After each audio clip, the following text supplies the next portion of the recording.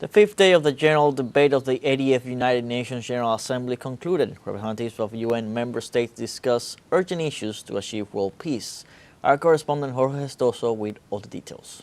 Latin America, with its views, challenges and international support, was very much present on this fifth day at the United Nations General Assembly, with Cuba delivering a strong message. Cuba's Foreign Minister Bruno Rodriguez opened his 15-minute speech by denouncing the ongoing crisis in Gaza as a genocide enabled by the U.S. support, linking it to broader patterns of impunity and ethnic cleansing. He stressed Cuba's unwavering support for Palestinian self-determination. As we meet here, 2.2 million human beings in Gaza are condemned to hunger by the genocidal extermination and ethnic cleansing actions of the Zionist regime, which enjoys the military and financial supplies and the impunity guaranteed by the government of the United States. His speech also emphasized the urgent need to tackle the escalating crisis, climate change, and militarism. In the Caribbean, today we're seeing the looming threat of war, with an extraordinary naval and air deployment of an offensive nature, utterly unjustified, involving missiles, landing an assault craft, and nuclear submarines. The United States brandishes the pretext of fighting crime and drug trafficking. This is a tale which no one in this chamber believes.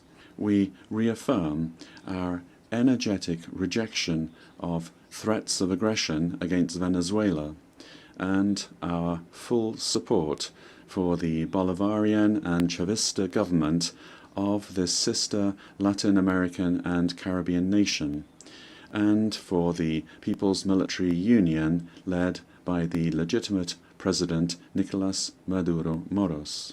Bruno Rodriguez painted a stark picture of worldwide suffering exacerbated by unequal resource distribution and demanded a new international order given the obsolescence of the current world order, which he argued perpetuates domination.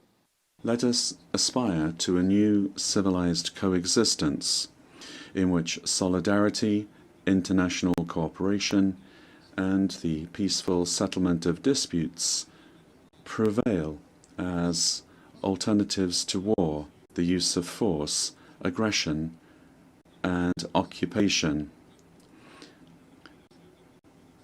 opposed to unipolar domination and hegemonism. An order without blockades or universal coercive measures, based on multilateralism and full respect for the United Nations Charter. Russian Foreign Minister Sergei Lavrov addressed the General Assembly criticizing Western relentless attempts to divide the world into us and them, into democracy or autocracy. He defended Russia's stance on Ukraine while warning of escalating risks and condemning Israel's actions in the Middle East, and condemns the U.S. threats against Venezuela.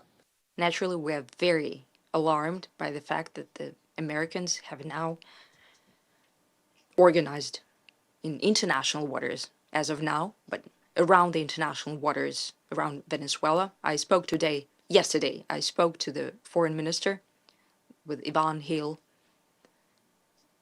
and many other representatives of Latin American region and the Caribbean are very alarmed, and Brazilians as well, and the island states such as St. Vincent and the Grenadines.